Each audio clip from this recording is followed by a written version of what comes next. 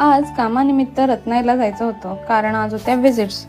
सकाळीच लवकर उठवून मी पकडली लाल परी आणि माझा झाला प्रवास चालू. देन थोड्या वेळात माझा स्टॉप आला, मी उतरली आणि नेमका पाऊस येऊन गेला. त्यामुळे नशीब, कारण का मी इथे छत्री पण नव्हती आणली.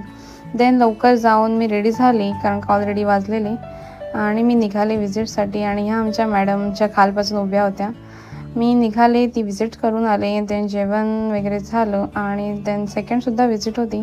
सो मी रेडी झाले आणि बाहेर पडणार एवढ्यातच हा पाऊस तो थोडा कमी झाला आणि मग मी निघाले.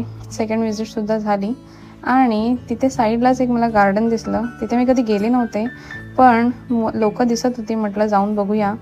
आणि गार्डनमध्ये एंटर केलं, तोच मस्त असं व्ह्यू दिसला. तिथे सर्व शांतता होती आणि वेल मेंटेन होतं ते गार्डन. त्या गार्डनचं नाव लिमिया गार्डन होतं. मग मी गेले, एंटर केलं आणि थोडा वेळ बसले आणि येताना